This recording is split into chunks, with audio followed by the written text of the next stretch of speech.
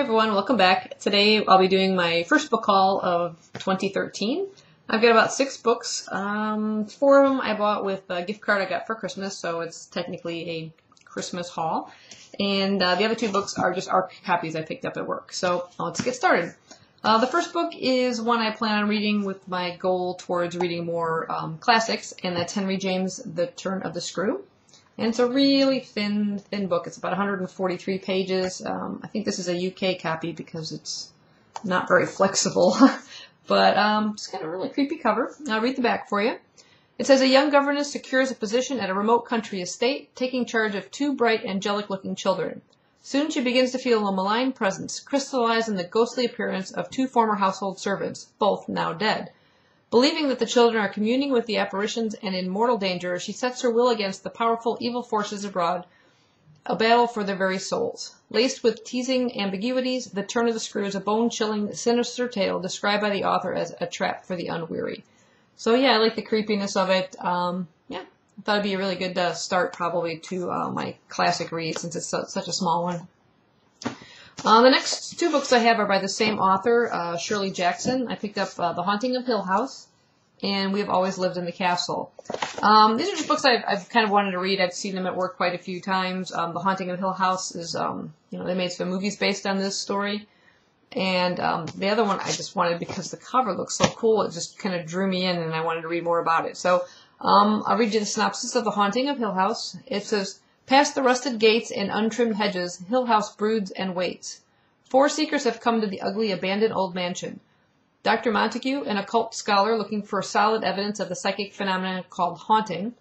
Theodora, his lovely and light-hearted assistant.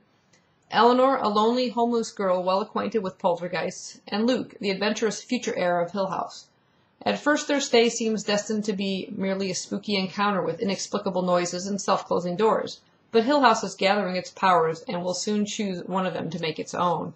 So again, another kind of spooky theme to it. These 2 books, and possibly the next one, might be ones I'll save if I can wait, till like October for October reads. So the next one is We Have Always Lived in the Castle, and this just has the coolest, has little fly leaves and deckled edges. There's a fly leaf on the inside.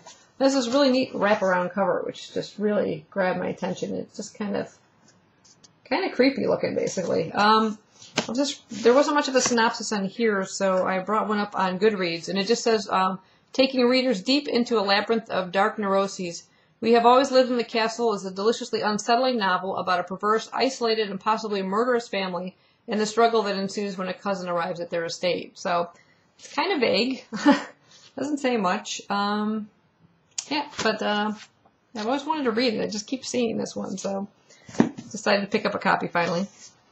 And the last of the books that I purchased with my gift card is part of another one of my reading goals, to read more sequels to books that I've started in series, and that is Through the Evernight by Veronica Rossi.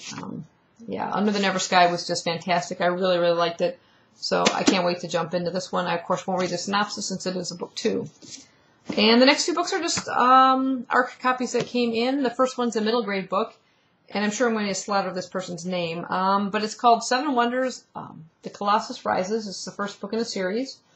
And however you pronounce this, Peter Lerangis, he's the best-selling 39 Clues series author. That's how the name is spelled there. And it gives a little brief synopsis of it on the back. It says, one boy, Jack McKinley, is an ordinary kid with an extraordinary problem. In a few months, he's going to die.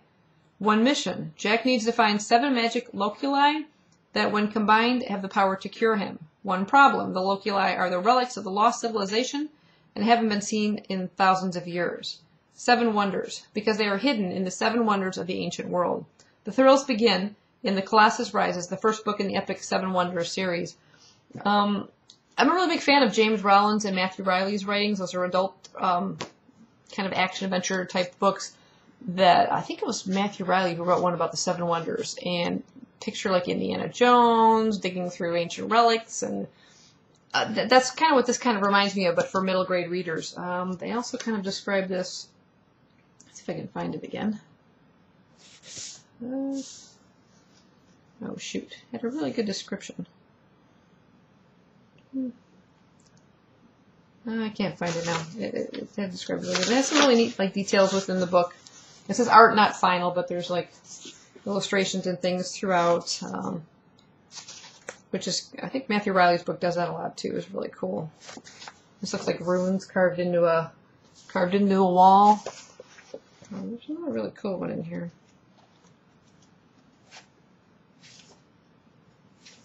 Yep, there's another one. So yeah, I don't know if some of this art will be in the final book, or even how much the cover will change, but it sounds really interesting. It's blurbed here by Rick Riordan, a high-octane mix of modern adventure and ancient secrets. So, sounds good. And the last ARC copy I got in, or advanced reader copy, is Mila 2.0, and that's by Debra Driza. It's quite a thick book. And, let's see, about 470 pages. Quite large. The back just says, Mila was never meant to learn the truth about her identity. She was supposed to forget her past, that she was built in a secret computer science lab and programmed to do things real people would never do. Now she has no choice but to run. The only thing she can't escape is who she is and what she is becoming. I think this is the one I was thinking of that had an interesting description. What was in this? Oh yeah, this was the one I was thinking of. It has a Born Identity style trilogy about a teenage girl who discovers that she's an experiment in artificial intelligence. First in a series. So I've seen this one. It's kind of on one of my anticipated books for 2013. So it's got a really cool looking cover too.